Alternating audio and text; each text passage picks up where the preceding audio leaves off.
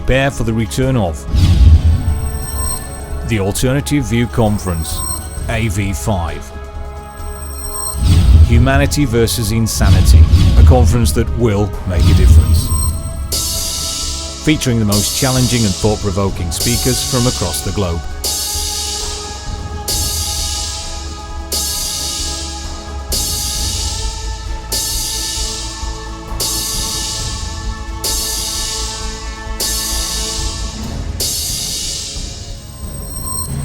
May the 16th to the 18th, 2014. Staverton Park Hotel, Daventry, Northamptonshire.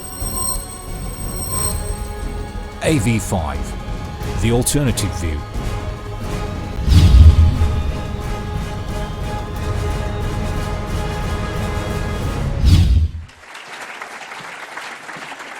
Thank you very much, Daisy. Can you all hear me okay? Yeah. Great, okay. And thank you so much, Ian, for inviting me. It's a real privilege to grace the AV stage, and I'm having a great time as well, so thanks for letting me be here. I'd also like to say well done to British Gas, who I think organised for a wedding party to spend the entire night chatting outside my room last night. It worked, but thank you all very much for getting up to hear about electricity, gas and water meters. Wow, you guys are pretty committed. So this is where the rubber hits the road, folks, and I'm going to try and get your blood pumping in a minute. So I hope you're ready. And there's going to be a one-question quiz with a very special prize, which is a great documentary into the facts about the smart grid. So stay tuned for that. As Daisy said, my name's Mike. I run a little organisation called Stop Smart Meters UK, which I founded at the beginning of 2012 with a colleague, Dr. Elizabeth Evans, to basically warn the public about what is tantamount to a Trojan horse that's being prepared for all of our homes and small businesses. I actually first became aware of some of the dangers associated with smart meters before I became aware of smart meters. And that was thanks to being at a talk by a certain individual by the name of Ian R. Craig, where I met an anti-wireless radiation campaigner, and she gave me a heads up into the dangers of wireless technologies. And I was pretty shocked by what I heard. And when I researched it more for myself, I was horrified.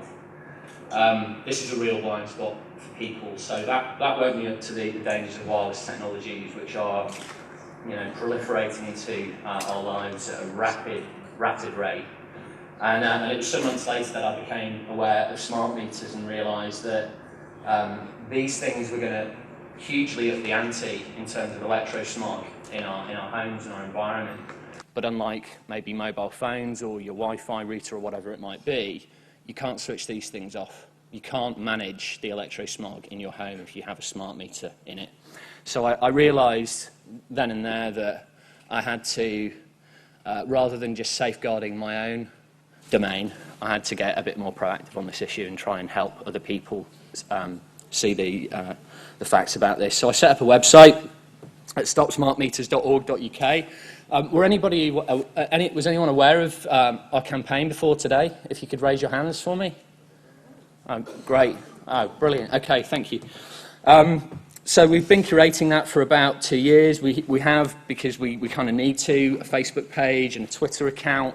But importantly, this hosts our Don't Smart Meter Me facility, which is basically a little engine that you can use to plug in your name and address and automatically send a notice of non-consent and a notice of liability to about 75 contacts within the energy industry and government, saying that you do not consent to having a smart meter in your home, and any liability for harm that comes as a result of one being on your home or near your home will be theirs to bear. So that's been signed now by thousands of people. We've served over 100,000 legal notices, so there's something you can do about this. And I'll make the point now that smart meters are not mandatory. You have the right to refuse them. And while I would encourage everybody to visit the site and send notice, you can even download a PDF to complete and just send to your own energy provider refusing consent. I think that we all need to get a little bit more proactive on this issue, as you'll see.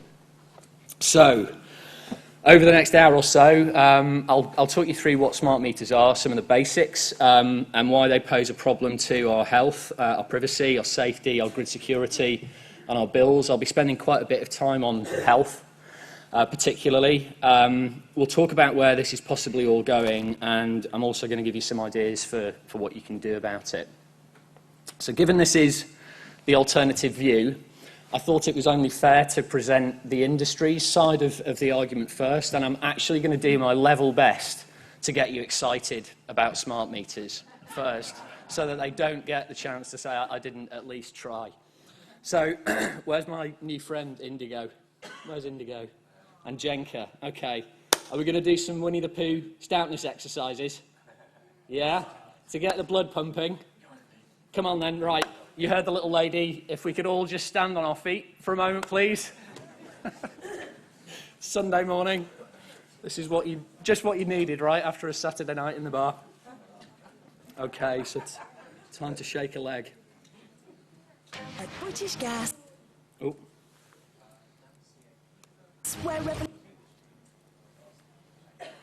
At British Gas, we're revolutionising the way our customers see their energy. We're upgrading you to smart meters, so you'll get accurate bills without submitting meter readings. And you'll get a breakdown of what you're spending on things like heating and lighting. With smart meters, you'll never see energy in the same way again. British Gas. We do more to look after your world. Well done. Thank you all. You may be seated. I tried, but I'm sorry, I'm still not excited about smart meters. Thank you, Indigo. And also, what was it you told me on Friday night? Never buy anything you see on an advert. That's the future, folks. It's looking bright. It's looking indigo. So they tend not to show the meter in the adverts, funnily enough, because they are dreadfully dull looking. These are the North American and Australian style ones, which means this is happening. A little bit out of breath. This is happening all over the world right now. This is a globally synchronized initiative, which means that whilst the UK government is pushing it, and Ed Miliband and Ed Davey would like to take credit for it, it's the people sitting behind them lobbying and pulling the strings that are really driving this. So the reason there's been so many installed to date in the UK, there's more than a million already that have been installed just in this country, with another 52 million to come, is that the energy companies are telling people your meter needs upgrading. And I was just told by one of the camera guys that there was a Radio 4 episode yesterday pushing this as an idea for the poor to be able to save money. I mean, it's scandalous what lies are being told and how people are being misled, but we'll cover that.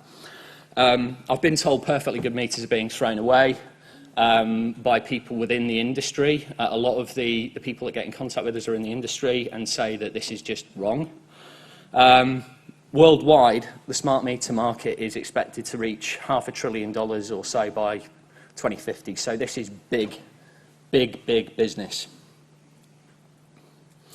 The designs of smart meters vary from country to country, but they fundamentally do the same thing, and that is they constantly monitor and measure how you're behaving at home and what you're doing at home via your energy use and your water use. And then they communicate that private information of yours to the nearest cell tower, almost in real time, through a government gateway known as the DCC, and finally that information then gets passed on to your energy or utility provider. To do this, smart meters contain two microwave transmitters, one that communicates with cell towers using pulsed mobile phone signals. The other is designed to communicate with a new generation of smart appliances and devices via pulsed Wi-Fi signals. So when your old washing machine and TVs die, their replacements will likely be smart, which means they'll have RFID chips in them that are able to communicate with the smart meter and tell the smart meter and anyone that has access to that data how you're using it. There is one benefit in this for you. You get to see what energy you're using in a little bit more detail. via a panel on the wall known as an in-home display unit.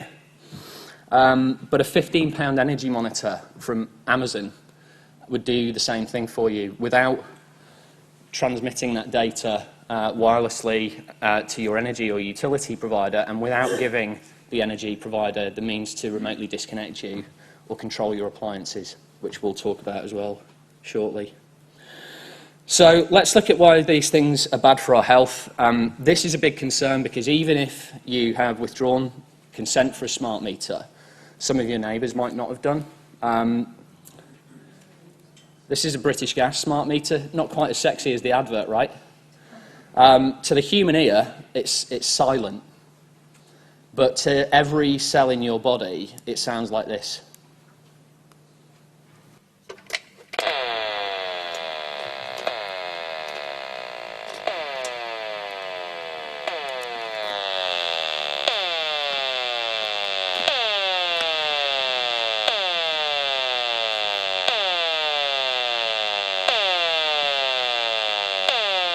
Okay, you get the message. So what you just heard was my gigahertz HF35C microwave meter showing 1 pulse of microwave radiation. It's intense pulses. As you could see, the meter was going off the scale often there. And that's being emitted every 2 seconds from a British Gas smart meter. So I have a recording of a BG rep saying that smart meters don't emit microwaves. You have evidence to the contrary there, and when I threatened to complain about what she told me amongst a load of disinformation, she said, you know what, just remember they do emit microwaves, but less than a mobile phone, which is also not true. In just a single 24-hour period, smart meters can expose you to up to 190,000 pulses of microwave radiation, 365 days a year. The one you just saw emitted 43,200 pulses per day. This graph is by a senior nuclear policy researcher and lecturer at the University of California in Santa Cruz. And it shows how one smart meter can expose you to between 160 and 800 times more radiation than a mobile phone. In a block of flats, there is nothing stopping there being a bank of 40 or 50 smart meters sitting on the other side of a wall to a baby's crib. This radiation is cumulative. And as I mentioned, unlike a mobile phone, you can't switch them off. Not that I think mobile phones are a good thing. So why is that a problem? Okay. As I've said, smart meters emit 2 kinds of radiation, both sitting in the microwave band. Mobile phone signals and Wi-Fi signals. There's also an issue of dirty electricity, high voltage transients that come about with smart meters, which, even if wireless is disabled, would still be present. But I'm not going to talk about that today because I don't have time. But if we look at just the effects of mobile phone signals and Wi-Fi signals, this is a brain scan that was published in a peer-reviewed journal in 2011 called the Journal of the American Medical Association, or JAMA. And it shows an adult brain before and after 50 minutes exposure to a cell phone. And what it shows is changes in glucose metabolism in the brain. So a cell phone is capable of altering your brain chemistry, amongst other things. The worrying thing about this is that while the cell phone was switched on, or mobile phone was switched on, it wasn't making an active call. This is the phone at rest, occasionally pinging at the nearest cell tower. And this was also an adult brain. Children's brains are a lot thinner. And specific absorption rate testing was never tested on kids. The model they use is the size of a standard US Army personnel officer, who tend to have quite thick skulls. No offence. This was taken from the European Reflex project. It was a €100 million study, and it compares 3 COMET assays, which is a test that's used to determine DNA damage, very commonly. The first one here, it was the control. The second one shows X-ray radiation exposure, and the third one shows cell phone exposure damage. The study was done by 12 European research institutes across 7 countries, and what it shows is that 1,600 chest X-rays can cause the same level of DNA damage as 24 hours of cell phone use. You probably won't use your cell phone for 24 hours in one sitting, but like I say, the effect is cumulative.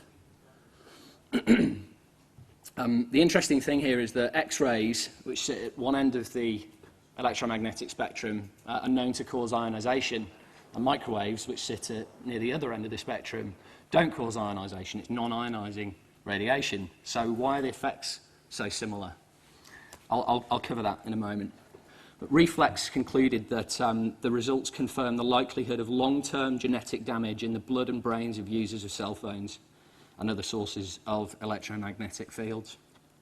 It's funded by the industry as well. This slide shows DNA damage to the brain cells of rats exposed to just 2 hours of Wi-Fi for 35 days. 2 hours of Wi-Fi over just over a month. School children now in the UK are facing the prospect of having a Wi-Fi emitting iPad or laptop or some other kind of tablet sitting on their laps for 12,000 hours of their school life, going home and being in environments where they have smart meters, deck cordless phones, Wi-Fi, maybe even a smartphone in their pocket for the rest of the time. This is a crime in progress, folks, and we need to start eliminating each of these sources, not adding to them. Sorry, I couldn't see the source of that data. This is Kasari, Bahari, Kumar, response of 2.5 gigahertz radiation exposure on rat brains, the International Journal of Radiation Biology. This is your average sample of human sperm under normal conditions with no exposure to a cell phone. The sperm are energized, they're mobile. On the other hand, when you expose them to 12 hours of cell phones, they've got clearly marked reduction in energy, reduction in motility. They're clearly not getting the business done that they need to get done. We have a presentation on our website by Dr. Deborah Davis speaking at the National Institute for Environmental Health, where she talks about the effect of having a cell phone in your pocket, if you're a guy, for 4 hours or more. It can reduce your sperm count by 50%. It's our future, folks. This next clip is from Take Back Your Power, Josh Del Sol's documentary on smart meters, and it's the first of its kind because it shows video on how smart meters affect human blood cells. While industry has failed to do any peer-reviewed studies on smart meters and health effects, a growing body of independent research is now starting to accumulate. In our second set of tests, we're using the smart meter. Before the exposure, we see the same thing as we saw in the first samples. Normal cell walls, fairly separated and looking healthy. So after 2 minutes of exposure in front of the smart meter at about 1 foot away, we see a totally different story. Sample 1, you can see a lot of degradation in the cells. The cell walls have been broken, and you see changes in the cells which are called mycoplasma. It shows a mutation to the cell. In the second sample, we see a different type of degradation to the cell membranes. You can see a corrugation here. This is called bottle cap formation, and it's known that this occurs due to oxidation or exposure to free radicals. So this third subject, when we did her sample, she had to be pulled away from the meter after 45 seconds because she complained about an increasingly severe headache. And here you see a phenomenon called rouleau, where the red blood cells are stacking up, which makes it very difficult for the blood to deliver oxygen to the tissues as they would be their normal function. Every single one of these is a degradation. Every single one of these shows a trauma to the blood cells. And that came from something, and the only variable was the smart meter. What's going on? Okay. So what formal scientific studies have been done on wireless? I already mentioned one to the gentleman that asked for the source. Quite a few people, you know, I've heard often say, you know, there's been no studies that have been done that have shown wireless is harmful, which is just not true. There's over 5,000 studies now showing how wireless and other sources of artificial electromagnetic fields can harm us. We just need to make the effort to go and find them because they're not being shown to us by the media, which to a large extent is reliant on broadcast technology, AM and FM towers and TV towers. This is an interesting piece of information discovered by Professor Henry Lai at Washington University, which showed that 70% of studies funded outside of the wireless industry, so independently, showed harm from wireless technologies, whilst only a third that were funded by industry showed the same, which is obviously quite curious. If we look at another study, this was done by Dr. Leif Solford of Sweden's Lund University, and what it showed is the blood-brain barrier leaks when exposed to electromagnetic frequencies used in wireless radiation. The worrying thing about this isn't just that the blood-brain barrier is our last line of defense against toxins entering the brain, but this is, we're seeing an increase in the proliferation of EMFs at a time when we're seeing a proliferation in toxins in our environment, air pollution, GMOs, pharmaceutical interventions, mercury fillings, pesticides, herbicides, etc., aerosols. Some will say, well, okay, fine, it's a good study, but wake me up when it's been replicated. This was the replicate. This was the 16th replicate in a series of now more than 20 that have looked at exactly this issue and shown exactly the same. I don't know how many replicates are needed, but the leakage here happened at 5,000 times below what's apparently the safe level. So what does the military know about this, given their dependence on radio frequency and microwave technologies? Well, this document was published by the Naval Medical Research Institute in the early 1970s, and it drew on more than 2,300 studies, which reported functional changes, pathological changes, degeneration of body tissue, EEG changes in the brain, not surprising given we're bioelectrical, and even structural changes in the brain as well. So they've known about this for quite a long time. Why hasn't something been done? This is why. This is a formally classified US DIA document, also from the early 70s, into radio frequency radiation and microwave capabilities of foreign communist countries. And there's a section dealing with the biological significance of the radiation and another dealing with anti-personnel applications, which are radio frequency or microwave weapons. And as shocking as that is, there's another standout paragraph, which is this from page 7.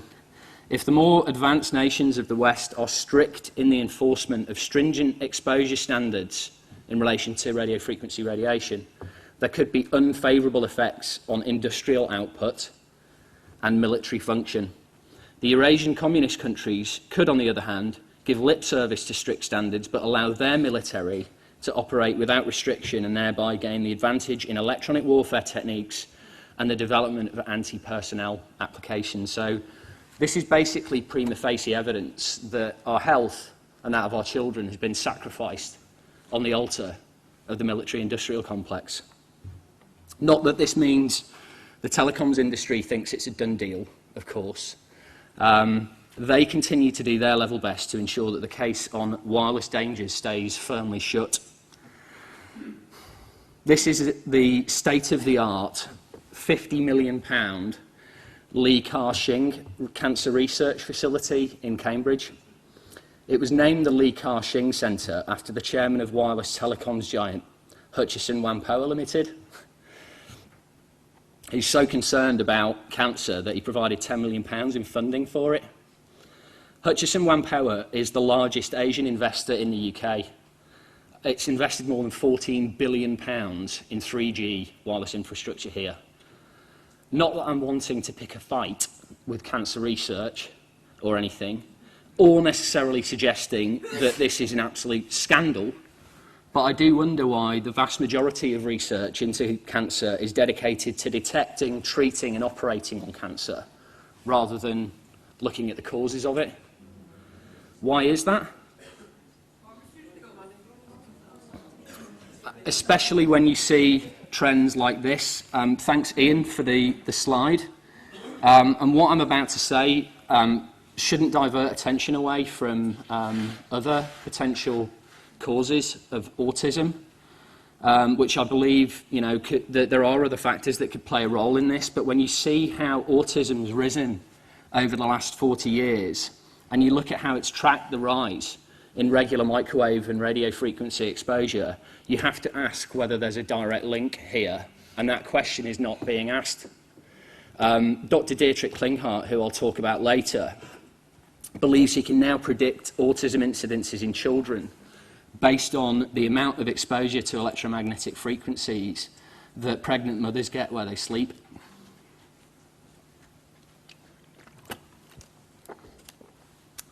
So some people say to me, we're surrounded by microwave radiation. At a cosmic level, surely a bit more can't hurt us. Well, it is true that we're exposed to natural levels of background microwave radiation, but those background levels are tiny in compared to what is emitted by cell phones and smart meters. Under natural conditions, we typically have exposure to around 0.00000000010 microwatts per square metre. In contrast, the wireless standards adopted in the UK allow up to 9 million microwatts per square metre for each individual wireless device that you have. That level was set by a private industry group known as ICNIRP, the International Commission for Non-Ionising Radiation Protection. I think it's called that because the only thing they're protecting is the radiation. To put the amount of radiation into more meaningful context, if we said that the natural background microwaves measured the same as a standard piano keyboard, so this is the exposure value and not the wavelength, then the amount allowed to penetrate your brain by every wireless device that you're using would reach all the way to the sun and back again, 4.5 million times. The so-called safety limits allow 900 quadrillion times the amount of microwave radiation that we evolved with to penetrate our heads. More will enter, though, if you're a child, because your skull is thinner, or if you're wearing the device in your lap or next to your heart, where there's a rib cage and less bone density. So the exposure values can be 4 to 8 times higher still in those areas. And testing was never done for those areas either. So it's important to bear in mind as well that we're exposed to information-carrying microwaves today, which are more harmful than unmodulated frequencies. So one of the reasons we have this problem is because of how Public Health England views the human brain. The method they employ for dosimetry at a macro level basically involves placing a temperature probe inside this rubberized US Army personnel officer's head, a liquid-filled dummy head, and seeing how long it takes to heat that probe up by 1 degree centigrade. And if it's more than 6 minutes, it's safe. Which is basically like saying cigarettes are only harmful if they burn you. Your head is not a bucket of salty, sugary water, but I can't speak for the people running the Health Protection Agency. For starters, this line of thinking basically takes no account of non-thermal effects that happen outside of heating. And secondly, there's a random movement of ions in a bucket of water compared to the controlled movements in your brain. So because of this, and shortly after the publication of the excellent Bioinitiative report in 2007, the UK standards were voted out of date and obsolete in an EU parliamentary motion. The UK's refused to acquiesce, and the standards are still used today. And I know that people here probably aren't the biggest fan of the EU, but every blind squirrel finds a nut occasionally, right? So this is really worrying, given how little we know about the workings of the human brain. And to illustrate this, I've got some fascinating audio to share with you from a Radio 4 interview from some years ago with Professor Brian Ford. Ford believes that he's identified intelligence within our cells. What you'll hear maybe for the first time is a recording of our brain cells talking to each other. You've heard the racket that smart meters make. Have a listen to your brain cells trying to communicate to each other. And so for the very first time, you can actually hear the utterances that one nerve cell is making to another. And this rather haunting sound is almost like, I think, seabirds on a cliff talking to each other. Let's hear it.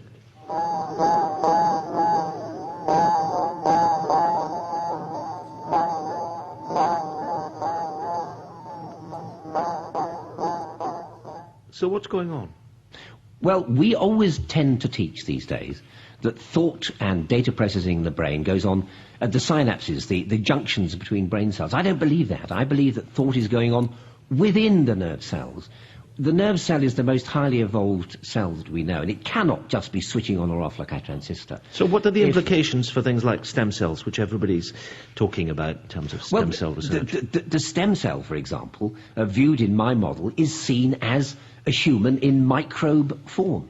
I don't see us, you see, as bodies divided up into cells. I see us as great communities of independent, almost free-thinking cells that come together to produce the effect that we know of as human life.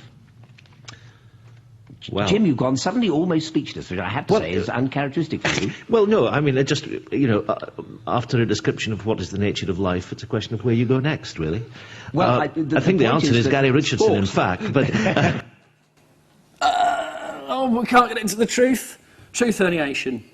Let's go to the sport. Now for the archers. Right, so I'm going to show you this as well. I wasn't sure whether to include this, but something Simon Welsh said yesterday kind of clinched the deal. So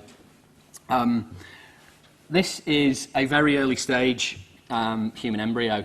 I've actually extracted it from a report by John Evans, who's a former Cambridge mathematician.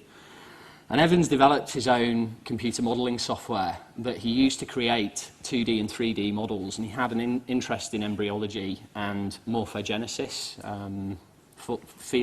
form-creating fields. And when he was examining this image, he realised that whilst there's very few discerning features, there's no organs to speak of, there's no limbs. We have the very early stages of what goes on to become the nervous system. We do have an outline of a head and the body, but very little else. He realised that these little nodules here, somites, that go on to become our ganglia in our nervous system, he thought they looked like antennae. So he decided to create a virtual copy, plugging in all the variables, the length, the width, the distance apart, the chemical composition, etc. I believe he even created the appropriate chemical composition for the amniotic fluid. And he applied different musical frequencies within his software and scales to see what shapes he got. And if you're familiar with cymatics, this is where sound can produce form in the real world. You lay a speaker on its back and place a piece of wood over the top, shake some salt on it, and then apply frequencies. Shapes will be created in the salt. So sound can generate form in the physical world. And he essentially, I guess one way of putting it is he played the somites kind of like a chord on a guitar, like Darren last night. And you'll never guess what popped up. We have a head, we have eyes, we have a forehead, you can see a mouth, a jawline, a thorax, esophagus, we can see the outline of shoulders, arms, collarbones, right down through the digestive tract. We can see the makings of what would become the lower limbs, reproductive organs, etc. I know it's rudimentary, but this is an extremely early stage embryo that doesn't have any of these features yet. And so this basically suggests that our central nervous system is an enormously complex antenna array that would probably put HARP to shame. And the theory is that as we develop and our cells divide and propagate around the body, this field that our nervous system generates is informing our cells of what to become in the area where they are, so depending on their location within that morphic field. Is anyone familiar with Rupert Sheldrake's work on morphic fields? Yeah, so this feeds into that. And does anybody remember Simon thanking everyone last night for listening him into existence? This is your cells listening your body into existence in real time. And as our cells develop and our nervous system develops, this picture becomes more detailed as we become more detailed. Isn't it beautiful? The people that are microwaving us have basically got no idea what they're screwing around with. So moving on, some people will mistakenly believe that there's no mechanisms for microwaves causing harm as well, which again is not true. The gentleman at the top is renowned cardiologist Stephen Sinatra, MD. He's spoken widely on Wi-Fi as a coronary risk factor and describes RF radiation as the newest mitochondrial toxin. He says that the mechanism for wireless radiation in causing disease, DNA breakdown and pathology is due to nitric oxide disruption. I didn't know what nitric oxide was. But he said that that's how wireless works. It causes enormous oxidative stress, endothelial cell dysfunction and nitric oxide depletion. I've subsequently learned that there's been over 100,000 studies into nitric oxide, the discovery of its role in signalling in the cardiovascular system and central nervous system won its founders the Nobel Prize. Wi-Fi disrupts that signalling. It causes disarray in your body processes. So it doesn't cause ionization, it causes harm a different way. The gentleman at the bottom is Dr. Dietrich Klinghardt, who I mentioned, of the Klinghardt Academy in Washington State. He has been able to show with people who've come to his clinic with chronic and acute illnesses the presence of inflammatory markers after people have had smart meters installed on their homes. Inflammatory markers in the blood, as well as hormone abnormalization and neurotransmitter disruption. I borrowed this slide from Professor Martin Paul, which shows how RF EMF causes oxidative stress in your cells, producing something called reactive oxidative species, which go on to produce free radicals, which lead to cell, protein, lipid, and DNA damage. I won't read the bottom, but basically Professor Paul says the increase in free radicals leads to inflammation, oxidative stress. The EMF doesn't directly damage the cell, he says. It deranges cellular metabolism. This shows how these fields cause calcium ion channels in cell membranes to leak, allowing external molecules that shouldn't be there into the cell. That causes the release of ions from storage inside the cell, which causes problems. And this is a phenomenal paper by Dr. Ulrich Warnke, a renowned bioscientist, and he looks at mechanisms for harm as well, but also comes at this from the angle of what it's doing to our bees and our birds and other pollinators. It also lists nitric oxide disruption and redox imbalances leading to cell damage. You can find it on our website. Please do check it out. It's a great paper, and you'll understand just how sensitive the natural world is to frequencies when you've read it. Bees navigate and communicate using electromagnetic frequencies. They're able to detect storms and weather patterns using electrical signals. And our bees are literally getting lost in a toxic soup of information-carrying microwaves. It's not just the neonicotinoids, folks. It's us and our wireless addiction. It's not just Monsanto and Dow Industries, although I don't doubt for a second that that's having an impact as well. I'll come back to this. Maybe the most naive fallacy I come across is that if wireless radiation was dangerous, surely it would have been banned by now. This line of reasoning appeals to an unshakable faith in governments to do no wrong. These are just some of the examples of substances that we now know to be harmful that were previously proven, extensively tested and known to be safe. I don't know how many hundreds of years of denial these things would rack up, but you could add a few more decades at least for GMOs, BPA, artificial microwaves, etc., which aren't on there. So, let's have a look at how the smart grid impacts our privacy. And let's first take a look at what the picture currently looks like. A simple thought. Converted into nearly 51,000 bytes of data. The multimedia message, or MMS. This particular message is one of 28,000 sent every second into the World Communication Network. It accompanies categories of information like emails, ISP data, weblogs, and voice data. When deciphered, these communications carry with them a pattern, or metadata, that reveal information like the user's number, who the receiver is, the location sent, the date and time of the message, the duration, the amount of data transmitted, and the subsequent cost of that transmission. The average user will have 736 pieces of this personal information collected every day. Over time, this information amounts to the user's digital identity, which is accessible anytime in their service provider's retention period. Verizon withholds this information for 12 months, AT&T for 84, Sprint for 24, and T-Mobile for 60 months. Most individuals will have over 1 million pieces of information spanning the past 45 months already in their provider's possession. A third party owning nearly 4 years of your life.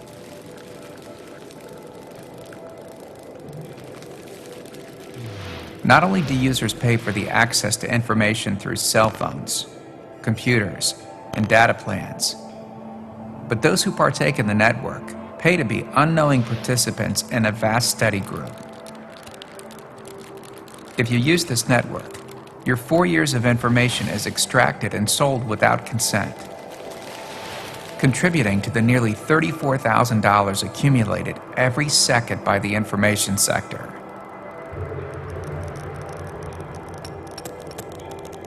The specifics of nearly all digital interactions are sold to a variety of entities. Among them are ad servers that assign the individual a demographic based on their digital histories. Once assigned, individualized information is deployed to the user. Location data is filtered into intrusive localized advertising. Facebook likes transform into custom Walmart ads, and search engine results are narrowed to a limited scope. The global internet becomes the personal internet, and information ceases to be information at all.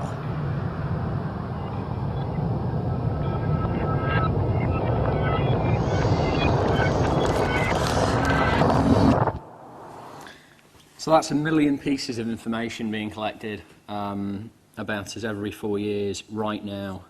And those data points are being fed into the jaws of a world of data analytics that lies at the other end of our credit cards, store cards, smartphones and computers, examining our profiles, examining our lives and habits so that they can be further predicted, further monetized, and further controlled by those with access to it.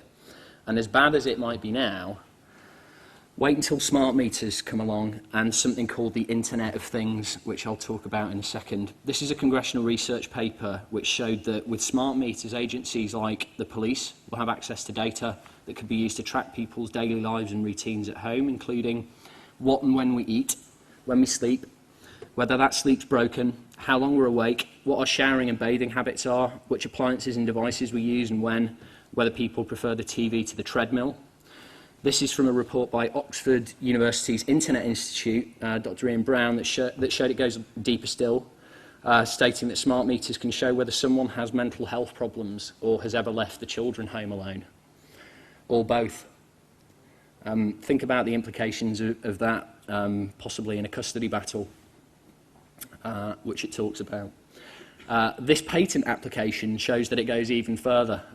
It's an application from Verizon for something called a smart TV detection zone, which will be able to determine who's sitting in front of the TV, what they're doing, what facial expressions they're using, what kind of mood they are in, and whether they're arguing. So based on the fact it's able to detect who's in the room, when this hit the news, this was being sold on the basis that if you're having a row with your partner, the smart TV detection zone will know and be able to serve up a tailored ad for marriage counselling. This piece by Onzo, a data analytics company, reckons that your smart meter will be able to help predict falls. So if you're using your appliances differently, they say that you might be suffering from an illness. That's a marker for a potential urinary tract infection. And they say that illnesses can be precursors to falls. So if the British Gas smart metering team thinks you're due for a fall, they can send intervention. But of course, that suggests that it goes way beyond the mandate of the energy company. There's all sorts of industries heading towards the smart meter data, but they're just not talking about it right now. If you're worried about where it goes, rest assured that there is awareness of this gross invasion of privacy at a government level, and they are acting. This is an announcement by California's CPUC, the Utilities Commission, saying that they'd adopted new rules to protect the privacy and security of customer data from smart meters by giving away access to it. They say that our action today enables authorised third parties to use your private information, expanding third-party access to your electricity usage information in the hope that this data rape would stimulate market interest. So who's in the market for your data? Well, former CIA Director General Petraeus is one. This is him saying that smart meters would revolutionise clandestine operations just before, ironically, information about his private life destroyed his career. The NSA is so excited about the flood of new data that's coming, they're building a $2 billion data centre in the middle of the desert to sift through it. But hey, you've got nothing to hide, right? You're not doing anything wrong. If people say that to me, I encourage them to read a book. Can anyone tell me who this is?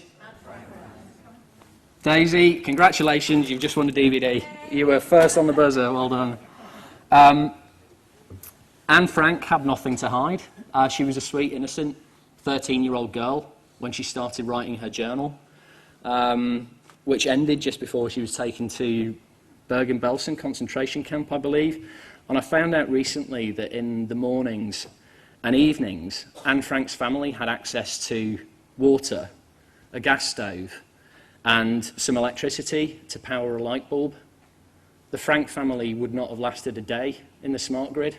So if someone says to you they have nothing to hide, history tells us that that might not always be the case, whether you're doing something wrong or not. What is it they say about knowing your history or being doomed to repeat it?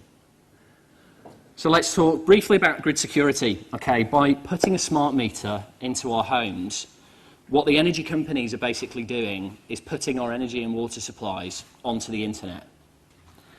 That's our entire domestic and small business energy, and in some cases water supplies. So it's one thing to connect your computer to the web, and if you do so, I imagine some of you are probably using a firewall or an antivirus software to protect it from, you know, what is effectively a Wild West on the web. It's kind of how we like it, I think. And if your computer does get compromised or infected with malware, as it can do, then it's only your data that's at risk. With a web-connected smart meter, it's your energy supply that's at risk. And as I mentioned earlier, this rollout's happening simultaneously across the globe at a time in history when cyber warfare is on the increase. Patrick Henderson yesterday talked briefly about Stuxnet, a virus designed by the US and Israel to target Iran's nuclear power facilities. It's still out there, folks. And with this smart grid, there's going to be 440 million new entry points into the energy grid, which is no big deal if smart meters are secure, but they're not. This has been shown time and again. We reported earlier this year that an off-gem smart meter had been successfully hacked with ease. 2 years ago, a group of ethical hackers in Germany showed that a smart meter could be breached really easily and provide information on who was in and what they were watching on TV. And if a smart meter can be breached that easily, then your power supply can be disconnected that easily. And I know that there's people out there doing this and who are interested in it because there's dedicated search engines like this one called Shodan HQ, which helps malintents basically seek out unsecured devices online and attack them. I had a look at this last week, and the number 2 most searched for item is industrial control systems. Despite one former CIA director rubbing his hands about the smart grid, GCHQ have said that smart meters represent a strategic threat and will allow hackers to target individual families and leave homes open to terrorist attack. And if you want to get the lowdown on those, get one of Ian's DVDs. We've seen James Wolseley, this former CIA director, going on record saying that this isn't a smart grid, it's a really, really stupid grid, pointing out how vulnerable it makes the grid to attack. And we've seen reports from the FBI saying that smart meters are creating opportunities for huge amounts of energy theft, which is basically going to be socialised in higher bills for people. We've even seen Lockheed Martin, the stalwart of the military-industrial complex, warning that smart meters will allow China to hack the US power supplies. Can anyone see where this is going? This was such a big concern to us that in 2012 we partnered with cybersecurity firm David Chalk Inc. To challenge publicly British Gas to let us hack and launch a cyber attack on one of their smart meters live on TV. This would have given them a great opportunity to prove how safe their smart meters are. The challenge hasn't been accepted yet, but we keep it open. So our security supply is pretty important. None of us can live without water, and very few of us can live without power in this modern age, especially in winter. So I was pretty surprised to learn that not only are smart meters hackable, they're only designed to work down to minus 10 degrees. Some parts of the UK reached minus 20 a few years ago. And these things are designed so that if they malfunction or get compromised, they'll fail your supply to off. So there's some absolutely crazy decisions being made here in relation to how they're being designed and specified. So given the profound risks, why is the industry still recklessly ploughing ahead? Are we all going to save an absolute shed load of money with smart meters? If you've been following the issue prior to this morning, you might have heard about how the smart meter programme is a colossal waste of money. If it comes in on budget, it will cost the UK £12 billion. That's £400 per home and small business. For an estimated saving, if you have 2 smart meters, of just £23 a year. So if you believe your energy company will give you that saving back, it will take 16 years for them to, for you to see it. And I'm not convinced that the energy companies are going to show us that saving. Neither's Germany, who commissioned a consulting firm to independently examine whether there was any truth in the rumours of smart meter savings. They concluded there isn't. And pilot tests across the world have consistently shown the same, that smart meters don't produce sustainable energy savings. This report by ComEd showed that 91% of people with a smart meter don't save a penny, even when financial incentives and punishments are offered. It's devastating to their plan. The report showed 0 statistically different results in usage compared to what's usually used. So 9% of people can save energy, but 91% of people don't. That's great news if you're an institutional shareholder in big energy who haven't fled the big energy market yet for some reason. And if you do try to save money, there's a chance you'll get ripped off by your supplier anyway. That's what happened to this man in Australia who was ripped off by his energy supplier with a smart meter, and his bill doubled. And when he threatened to blow the whistle, they tried to pay him off. The BG smart meter I showed you a few minutes ago, I filmed that at a restaurant in London when the restaurant owner had contacted me saying, I've been persuaded to have one of these things in my restaurant by British Gas. They told me it would save me money. My bill has doubled, and I'm on the verge of bankruptcy. Please help me get rid of it. She had no idea about the health risks there as well. This is from a 1-year report by Toronto Hydro in Canada showing that after smart meters were installed, bills went up in 80% of cases, often by more than 50%. The bottom line here is that energy companies, any of them in the UK, are publicly listed corporations, and they're beholden to their shareholders. No publicly listed energy company I know of would actively seek to introduce a piece of technology that would reduce their profits. And that's why we're seeing the likes of British Gas running ahead of the official wider programme, lying to customers, trying to get these things in place, and water companies are doing the same.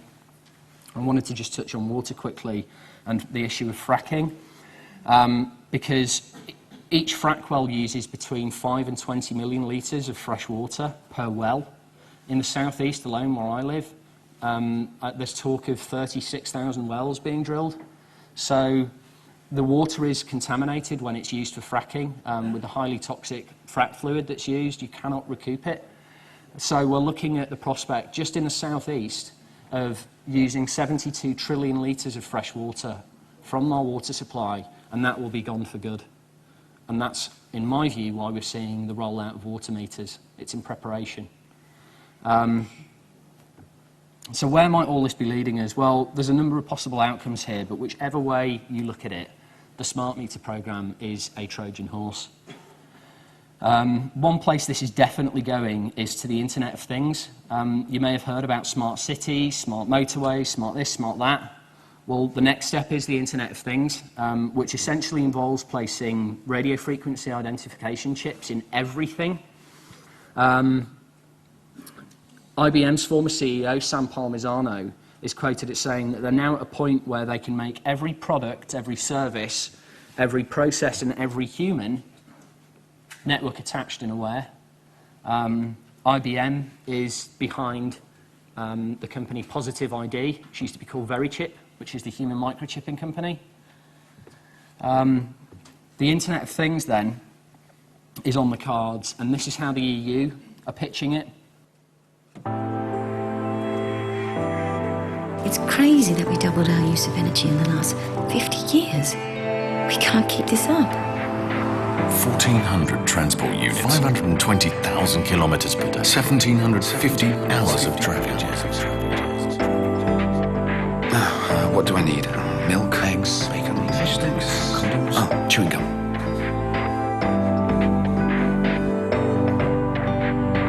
Yes, hello?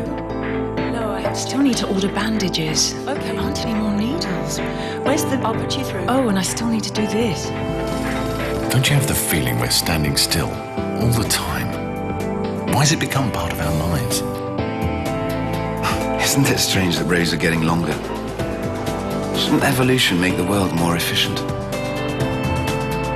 And while we're standing still, we pollute even more. Why can't we focus on people instead of procedures? What if objects start to sense and communicate, becoming tools to help us deal with complex and urgent situations? What if all objects were interconnected? What if there was an Internet of Things? With the Internet of Things, applications are infinite. We could be able to monitor our transport better, winning precious time at any turn, way beyond smart logistics as we know it. With an Internet of Things, we could be able to monitor from a distance. Instead of spending time in a hospital, people could actually live their lives.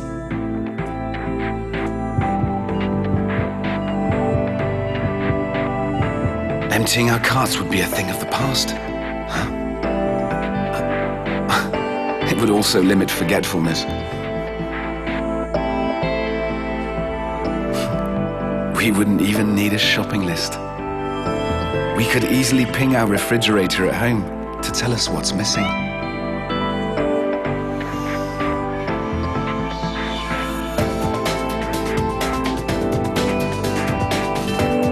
If we want to be smart about energy, we could let energy be smart about itself. With the Internet of Things, we could be able to manage our world differently, adding a new dimension to the Internet as we know it. The Internet of Things, part of our future.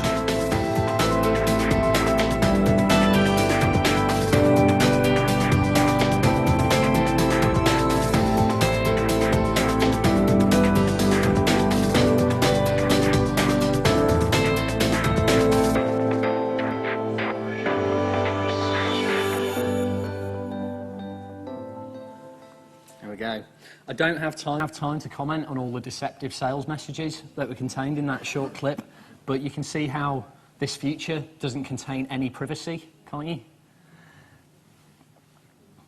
Whilst the EU is cheerleading this into existence, they're doing so on behalf of the real driving force behind the Internet of Things, which in my opinion is IBM. If you watch TV, you might have seen adverts that have been running for years now, where people will pop up and say, I'm an IBMer, I'm building a smarter planet, and they say very little else.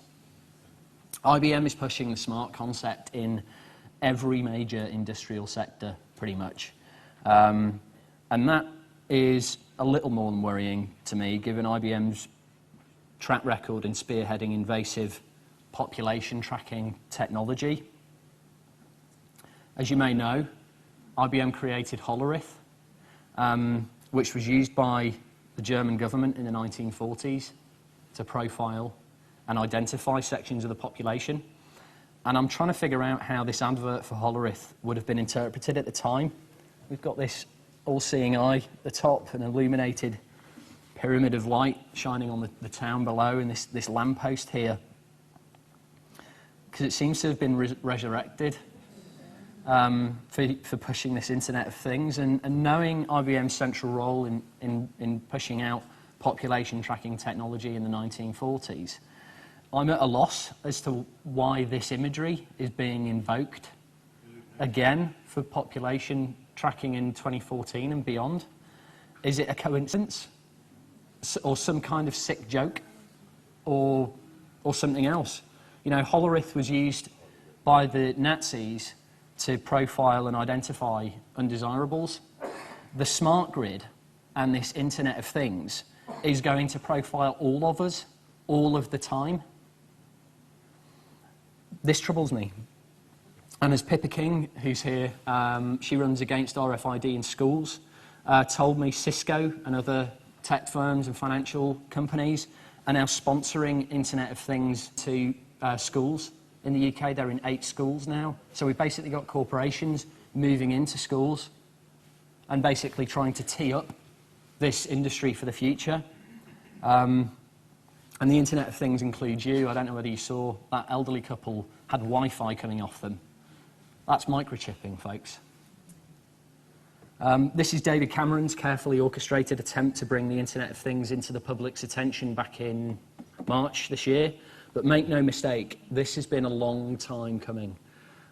If you're familiar with Ian's research into the subject, he introduced me to the work of Marion King Hubbard and Zbigniew Brzezinski. I don't know whether you saw Brzezinski's grand chessboard in the sky on that clip, but Ian's researched the technocracy movement and the emergence of a state where every unit of energy will be tracked in order to safeguard a balanced load.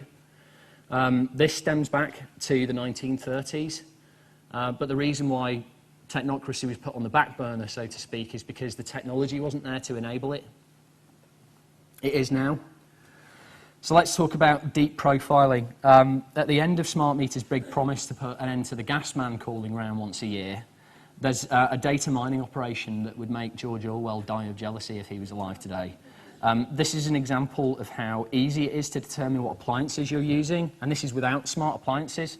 So you can see your fridge, your oven, when you're using stove, etc., and different appliances. As mountains of personal information about how and when you use energy gets fed into data mining algorithms, the first in line to exploit that information will be energy companies. Medical companies are in line too. They're already enjoying many of our private medical records via the Care Data program. I hope you all opted out of that. Health insurance companies, welfare agencies, you name it, they're all looking to bid for this information about you. And HMRC, as some of you may know, are in the process of trying to sell your tax data into private hands. That's valuable private information about you, and your smart meter data is next. It's not going to be used to save you money either. This is going to be used by other people to make them money at your expense. Another example of who might like this data is your bank, who now believe they've got the right to ask whether or not you eat steak before they lend you money that they've created out of thin air for a mortgage. And I can see a point in the near future where if you want a mortgage or health insurance, you're going to have to give up records of, say, the last 3 years of smart meter data or to your lender before they agree to a loan or to insuring you. And if you're not prepared to do that, you'll either get refused or you'll have to pay a premium. So knowing as well how much of our lives are going to be recorded, I'm concerned about what kind of impact that's going to have on a society that's already fearful of authority. So You've got much more variable rates coming too. This is known as time of use billing. And as you've just seen, even if you don't have smart appliances, the smart meter can still tell what devices and appliances you're using, for how long, what time you usually cook dinner, and therefore when it's best to charge you.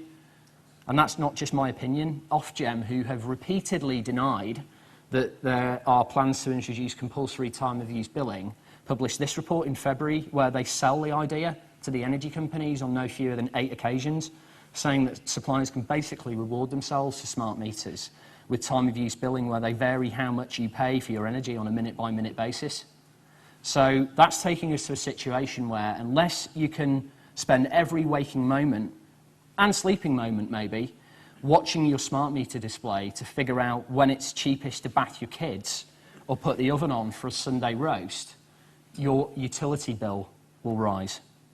Or you'll need to hand over sovereignty of your appliances to the energy companies so they can control them for you. And in this document, that's called active demand control. This is on the cards. Ofgem's talking about it. There's headlines prepping you for it. Smart meters have this feature designed into them. It's coming. Okay, cyber attacks quickly and internet access controls. Call it a hunch, but something tells me that if we make our energy system, our healthcare system, our transport system, and our economy more dependent on the internet, and then you suddenly see an uptick in cyber attacks, which have been predicted, then I can't see a better scenario for pulling a coup on a free internet and introducing mandatory internet licensing. I don't think it's going to be easy for them to do that, but we all know that there's a desperate attempt to put controls on the web. Anyone here who runs a website, and I know a few of you do, are already under threat now because of David Cameron's esoteric website filter. Let's talk about carbon taxes, because smart meters are potentially central to enabling this if it's going to happen, or energy quotas. Tim Yeo MP, who leads the UK's Energy and Climate Change Committee, and others like him, have called for this kind of system where we're given an energy ration and be told to make do or be fined. And if you think that rationing and penalties are a bit too far, for starters, how would they implement energy rationing, given that everyone's got different energy needs? It would be impossible, right? Well, it wouldn't unless you have a smart meter in place. Then that creates the art of the possible. And take a look at this document by OpenEU, a think tank, where they lay out 4 paths that the EU can follow to achieve what they call a one-planet economy, which sounds great, doesn't it? It features arguments for personal carbon taxes, incredibly draconian population control measures, government-controlled media, so some things aren't going to change, the legalisation of voluntary and assisted suicide, because if the Internet of Things has robbed you of all vestiges of privacy, then you might just want someone to throw you under a bus. And when we reach what they call the breaking point, then they say, as a backstop to control consumption, smart metering technology is increasingly used to cut off customers from non-critical energy use, along with civil and criminal penalties for exceeding rations. So not only is IBM's Hollerith making a comeback, ration cards are too. This is a much bigger subject than what I've got time to cover today, but I'd urge everyone to look at Rosa Corrie's presentations online about Agenda 21 and get familiar with how the environmental movement has been hijacked by private interest groups, and how the terms biodiversity and sustainable development have basically been turned into weapons against us. Most ironically of all, this smart grid really doesn't provide us with a route to sustainable energy. It's quite the opposite. By connecting everything to a network, you make everything energy dependent.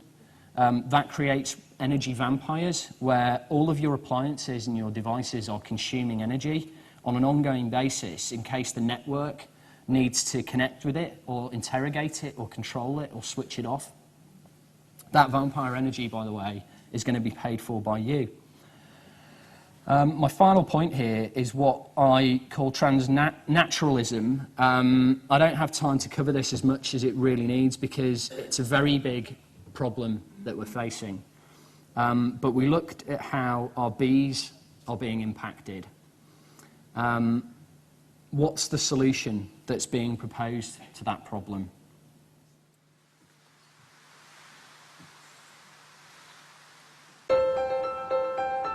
Five years ago, these fields were a barren wasteland. Honeybee colonies were collapsing, and pollination had all but stopped. But all of this has changed now, because bees are back. But wait, what is this? You might think these are ordinary bees, but let us take a closer look. These little marvels of advanced robotics are second-generation new bees. Far superior to their nature counterparts, they have been successfully implemented all over the world. Completely solar-powered, a new bee requires very little downtime to recharge. Using real-time triangulation technology, each new bee knows which part of the field has been pollinated, maximizing efficiency and yield. Unlike standard bees, new bees are fully equipped to fight their natural enemies. As soon as a predator approaches, the new bees are alerted, release a fast-acting insecticide, and neutralize the threat in a second. Nothing can harm them. New bees do not tire, require minimum maintenance, and are produced for a fraction of the upkeep cost of normal bees. They are easily recycled, replaced, and activated. New bees blend in perfectly with nature and are programmed not to harm us. Soon you'll be able to purchase a whole new colony and activate it in your fields. New bees, the future is already here.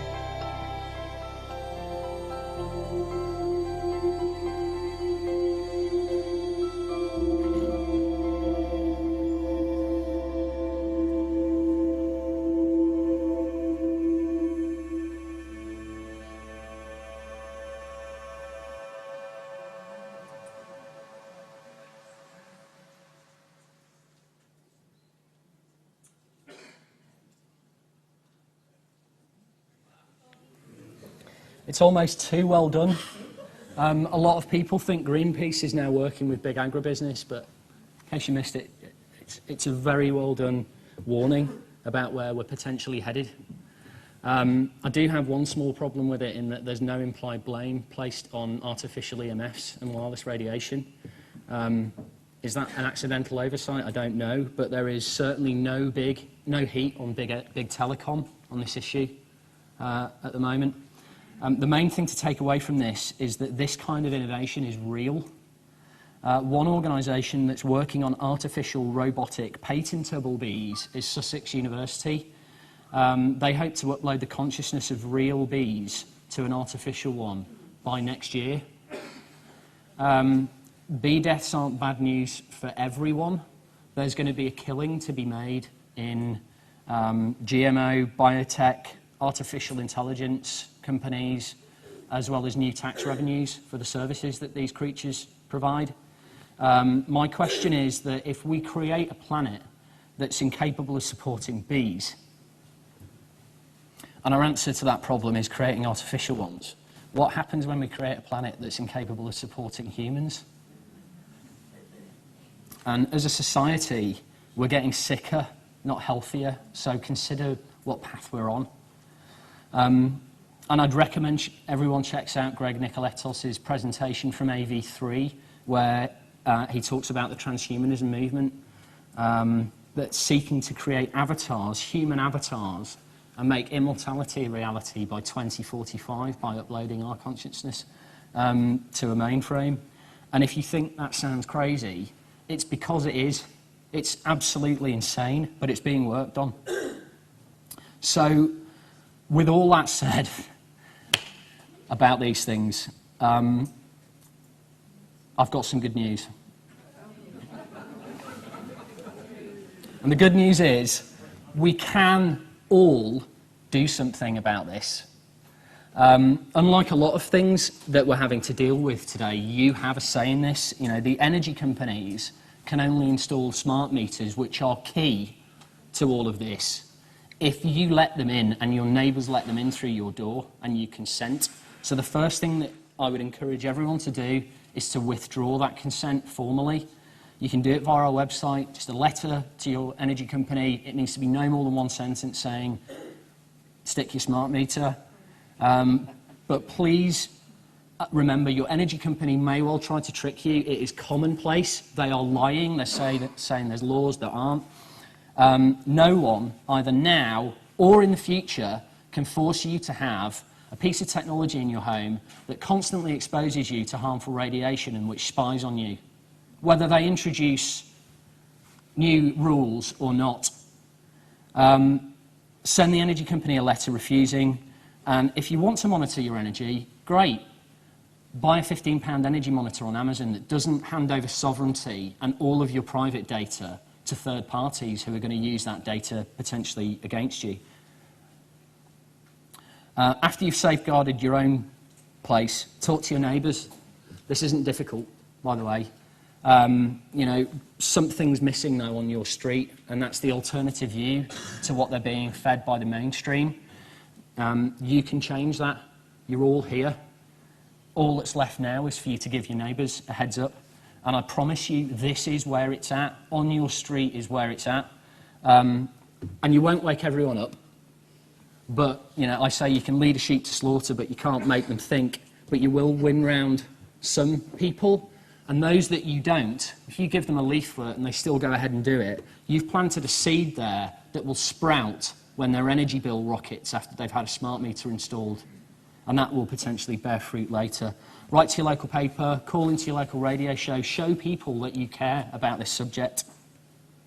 And if you want to get more proactive, organise a screening of Josh Del Sol's documentary in your local community centre. I'm hoping Daisy will do one, given she's won the DVD. There's 2 screenings in the UK over the next 2 days, one in Bristol tonight, one in Totnes on Tuesday.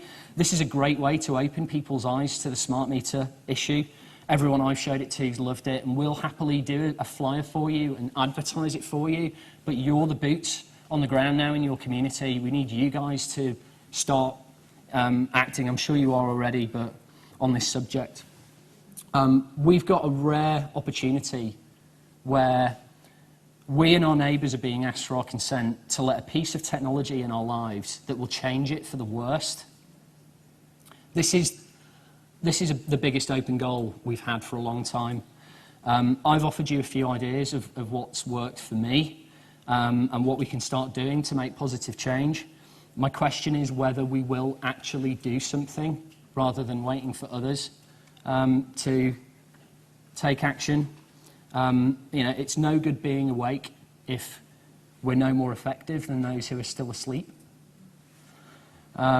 Whilst we might be under threat on many, many levels here by reckless, psychopathic, soulless corporate agendas and private interest groups, the future that we're going to get is the one that we're going to create, so let's start creating it now. Thanks.